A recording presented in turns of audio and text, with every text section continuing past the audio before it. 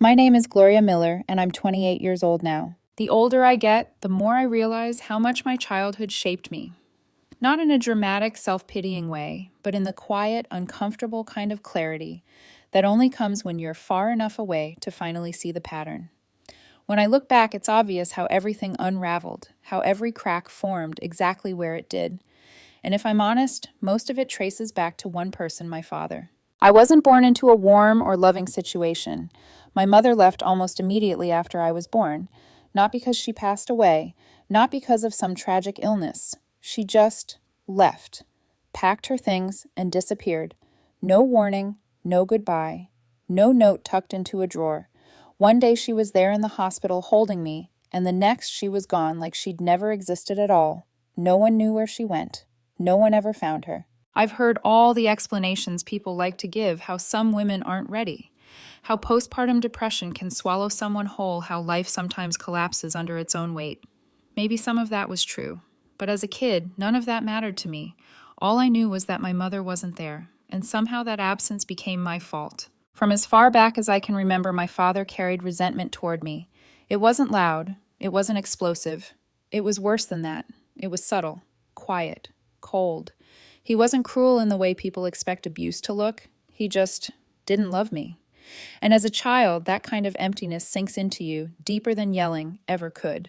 At first, I thought he was just distant by nature. Some men are quiet, I told myself. Some fathers don't show affection easily. But as I got older, I started to understand that it wasn't neutrality. It was hostility wrapped in silence. He didn't just struggle to connect with me, he didn't want to.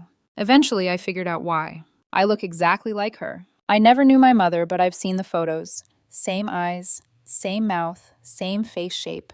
The resemblance is uncanny. And I think every time my father looked at me, he didn't see his daughter. He saw the woman who walked out on him without a word. He saw betrayal. He saw abandonment.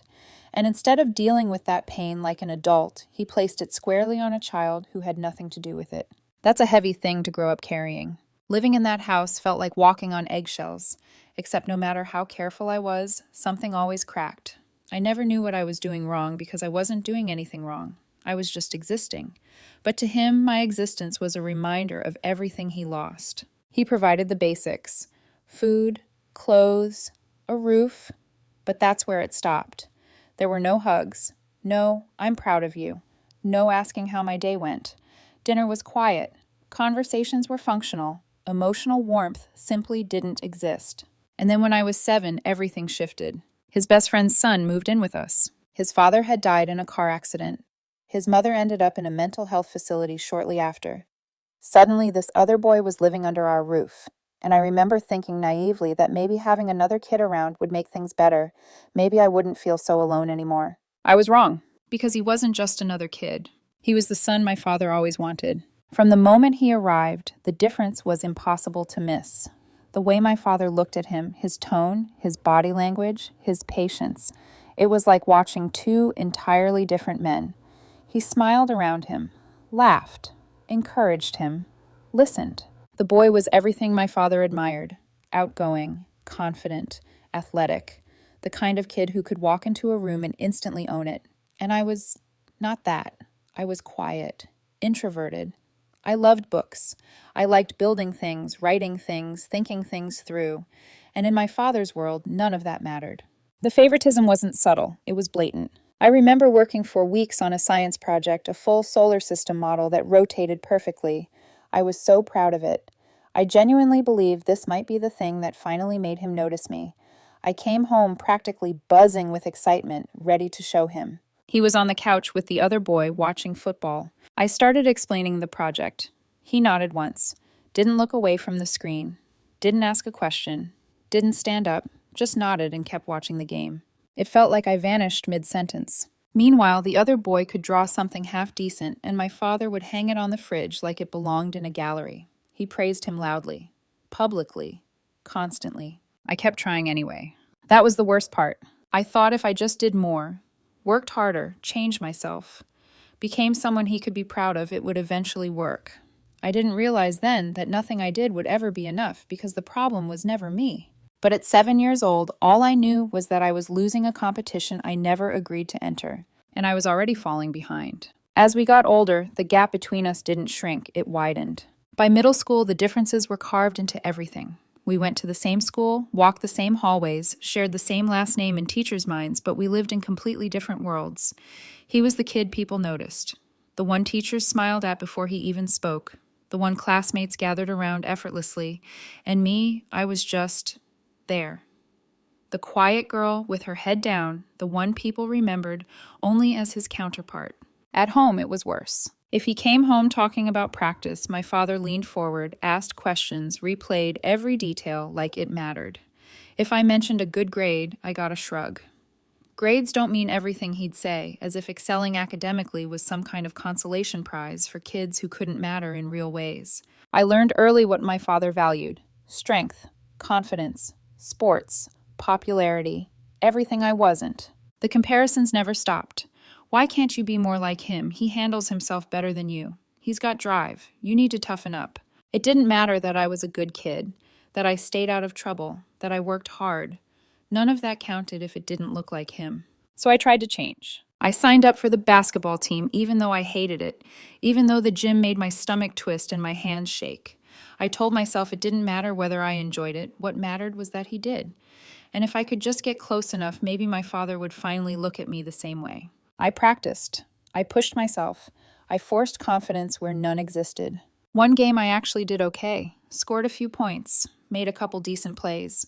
Nothing extraordinary, but for me it felt like progress. I came home riding that fragile hope, already rehearsing what I'd say. He was already talking to the other boy. Not about his game, about his future, about how proud he was, about how far he'd go. When I tried to speak, my father barely glanced my way. "That's nice," he said. That was it. No follow-up, no interest, just dismissal. Moments like that stacked up quietly over the years, each one teaching me the same lesson: my achievements only mattered if they mirrored someone else's. And even then, they would never measure up. School didn't offer much relief either. Teachers praised me privately, but public attention always went to him.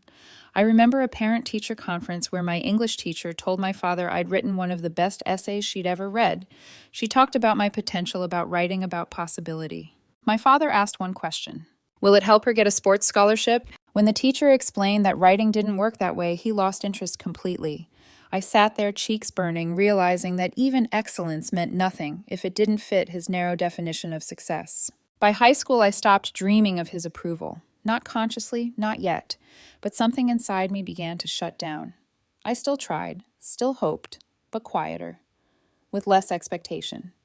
Because hope hurts more when it keeps getting crushed. I started spending more time alone, reading, working, keeping to myself. At home, my father and the other boy bonded over fishing trips, football games, camping things I was never invited to. I'd sit in my room listening to their laughter drift through the walls, wondering when I stopped being part of the family. Sometimes I wondered if I ever had been. The thing is, I never hated him, the golden child. He didn't ask for the pedestal. He didn't go out of his way to hurt me. He was just living the life handed to him, soaking in the praise I never got. That somehow made it harder. There was no villain to fight, just an imbalance I couldn't fix. By the time graduation came around, I already knew something fundamental. I was never going to win.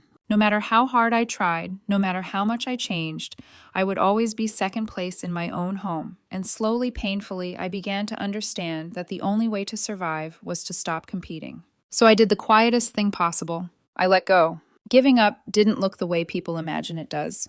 There was no dramatic argument, no screaming match, where I finally said all the things I'd been holding inside. No moment where my father suddenly realized he was losing me. I didn't slam doors or pack bags in a rage. I just stopped reaching. It happened slowly, quietly. One day I realized I no longer felt that sharp sting when he praised him. Another day I noticed I wasn't rehearsing conversations in my head anymore, hoping to say the right thing to earn a scrap of approval. I still lived in the same house, ate at the same table, existed in the same space, but emotionally I was already gone. I started coasting. I did what I needed to do to stay invisible. Decent grades, no trouble, no demands. I learned that being unnoticed hurt less than being ignored after trying. Silence became safer than hope. When I got my first job in high school, bagging groceries at a local store, I remember coming home exhausted but proud. It wasn't glamorous, but it was mine. I had earned something on my own. For a moment, I let myself believe this might finally matter. I told him. He didn't look up from the TV. "That's nice," he said.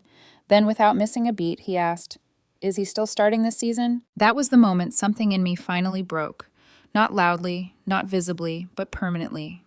I nodded, went to my room, and sat on my bed staring at the wall, feeling the last of my childhood expectations drain out of me. From then on, I stopped trying to impress him altogether. After graduation, I left home as soon as I could. No big send-off, no tears, just a quiet exit. I thought distance would bring relief, and it did at first. Being away from that house felt like breathing after years underwater. But the irony was cruel. Without me there, my father seemed lighter, happier. It was like my absence removed the final reminder of the woman who left him. He could finally focus entirely on the son he'd chosen. They grew even closer, started spending more time together, and eventually they went into business together. I heard about it through other people, a startup, some flashy idea. Everyone talked about how promising it was, how ambitious he was, how proud my father must be. And every time I heard those updates, I felt that old familiar sting, not because I wanted his approval anymore, but because it confirmed what I'd always known. I was never the plan. I tried to focus on my own life, took night classes, worked long hours, struggled financially, dropped out of college when I couldn't afford it anymore. No calls from my father, no check-ins, no, "Are you okay?" He didn't notice when I was drowning because he'd never learned to look. Years passed like that. Then one day everything flipped. The phone rang, unknown number. I almost ignored it, but something instinct maybe made me answer. And when I heard his voice older and weaker than I remembered, my stomach dropped. He didn't sound confident, or proud, or in control. He sounded desperate. He told me the business had collapsed, that the money was gone, that the person he trusted most had taken everything and disappeared. And before I could even process what he was saying, he asked me for help. After everything, after all those years. For the first time in my life, I realized something shocking. I had the upper hand, and he finally knew what it felt like to be left behind. I didn't say anything at first. I just listened as my father talked, his words tumbling over each other like he was afraid silence might end the call. He told me the business had gone bad, really bad, that the accounts were empty, that the savings he'd poured into it over the years were gone, all of it. And the name he kept repeating like it might somehow explain everything was the same one I'd grown up living beneath. He said he didn't know when it started. Just little withdrawals at first, small enough not to notice, then bigger ones, then excuses, promises, reassurances. By the time he realized what was happening, it was already over. The money was gone. The business was gutted, and the person he'd trusted more than anyone else had vanished without a trace. I remember staring at the wall while he spoke, tracing old cracks with my eyes, thinking about how familiar this story sounded. Someone you love, someone you believe in, someone who walks away without warning. When he finally paused, waiting for me to say something, all I felt was a strange calm. No rush of anger, no satisfaction, just a quiet, heavy awareness of irony settling into place. Then he asked me, not directly at first. He circled it, talking about how hard things were, how he didn't know what to do, how he was running out of options. But eventually the question came. Could I help him? After years of being invisible, after being treated like an inconvenience, a reminder, a mistake. Now that his golden child had taken everything and disappeared now, I was the one he turned to. I almost laughed, not because it was funny, but because it was unbelievable. I asked him why he wasn't calling the person he'd built everything around. The person he'd chosen again and again. There was a long pause. "I don't know where he is," my father said quietly. That was when it hit me. This wasn't just desperation. This was collapse. The man who had always seemed so certain, so convinced he knew what mattered, had nothing left to stand on. He told me he was in debt, that bills were piling up, that he was scared. His voice cracked in places I'd never heard before, and part of me, some old stubborn part, felt something close to sympathy. But it didn't last, because all I could think was, where was this fear when I needed you? Where was this vulnerability when I was a kid trying to earn a smile? Where was this honesty when I was struggling alone? I didn't give him an answer that night. I told him I needed time to think. He agreed too quickly, like he was afraid to push me away. And when the call ended, I sat there in silence, feeling something shift inside me. I wasn't the same girl anymore. I wasn't desperate for his approval. I wasn't waiting for him to choose me. I had built a life without him, piece by piece, while he'd invested everything in someone else. And now the roles had reversed. For the first time, I wasn't the one reaching out. He was. And I knew deep down that whatever I decided next was going to change everything. After that call, my phone didn't stop lighting up. At first, it was polite messages, short ones, updates I hadn't asked for. He told me he was meeting with accountants, that he was trying to sort things out, that he just needed a little time.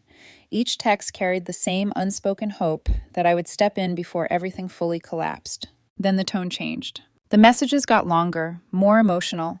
He started talking about how scared he was, how he didn't know what would happen to him, how he had no one else to turn to. He said things like, "You're my daughter. Family is supposed to help each other." Reading that line made my chest tighten in a way I wasn't prepared for. Family. That word had never protected me before. The guilt crept in slowly. I won't pretend it didn't. He was still my father, the man who raised me, at least in the technical sense. Part of me wanted to help, not because he deserved it, but because I didn't want to become someone cold or cruel. I didn't want to repeat his mistakes. But every time I started to soften, a memory rose up and stopped me. The grocery store job, the science project, the parent-teacher conference, the endless comparisons. I realized something important during those days of silence. He wasn't reaching out because he missed me. He wasn't calling to rebuild our relationship. He was calling because he needed something. And I refused to confuse need with love. So after sitting with it for a few days, I finally responded. I kept it simple. No explanations, no emotional unloading, just honesty. "I'm sorry you're going through this," I wrote, "but I can't help you financially. I've worked hard to get where I am, and I can't put that at risk.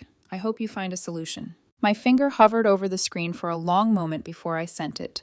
Part of me expected instant regret, panic, guilt so sharp I'd want to take it back. Instead, I felt relief. It wasn't joy, it wasn't revenge. It was the quiet relief of finally choosing myself. He didn't reply right away, and for the first time in my life, the silence didn't feel like punishment. It felt like peace. A few days later, he called again. I let it go to voicemail. His message was softer this time, apologetic. He said he wished things had been different, that he regretted some of his choices. But the words felt rehearsed, like lines delivered under pressure. They didn't land the way apologies are supposed to. I listened once, then I deleted it. The truth was, if he had said those things years ago, they might have broken me. I might have rushed to help, hoping it would finally make me worthy in his eyes. But I wasn't that person anymore. I had learned something. He never taught me how to draw a line and stand behind it. And once I did, there was no going back. Things went quiet after that. At first, the silence felt strange, like the calm after a storm, when you're not sure if it's really over or just pausing. I kept expecting another message, another voicemail, another attempt to break me down with guilt or desperation. But days passed, then weeks, and nothing happened. I didn't realize how heavy that relationship had been until it stopped pressing down on me. Without the constant emotional noise, my life started to feel lighter. I focused on work, on night classes, on building something stable for myself, one step at a time. Friends started noticing the change before I did.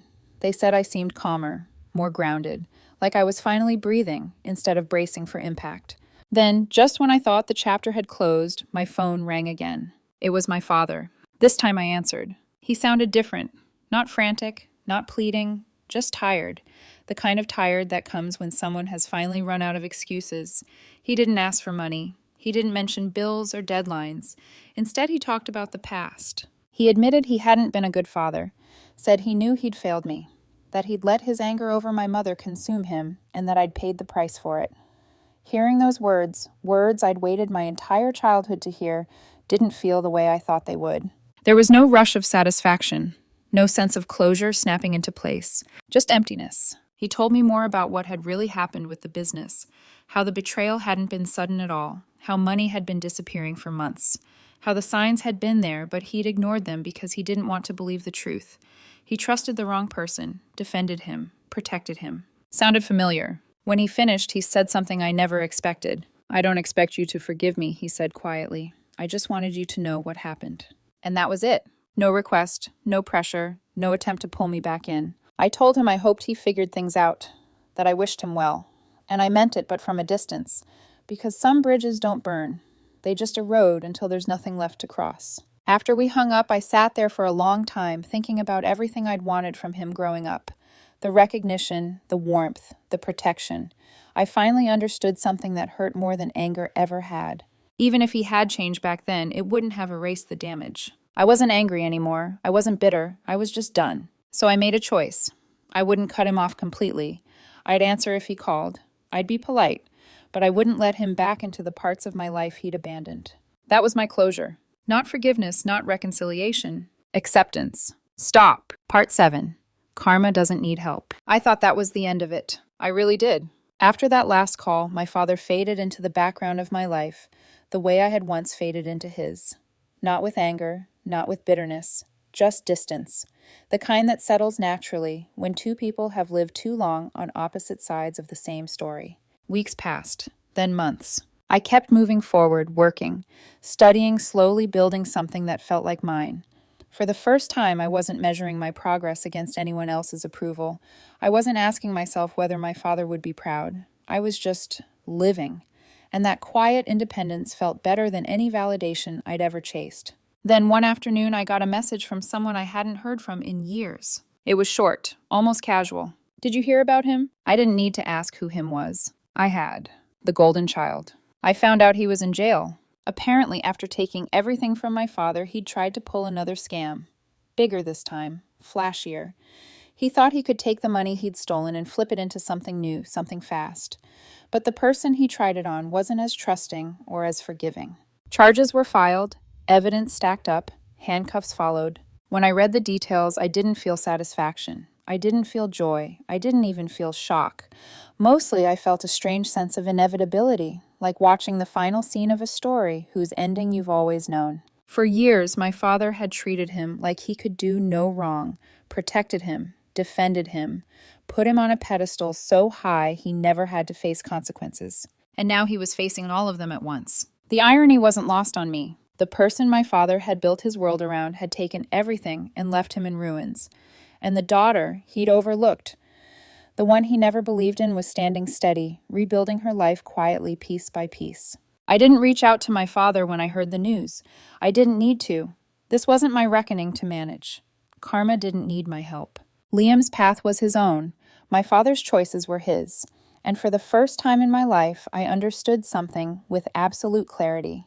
Their story wasn't my story anymore. I had spent too many years believing I was lacking, that I needed to be louder, stronger, different to deserve love.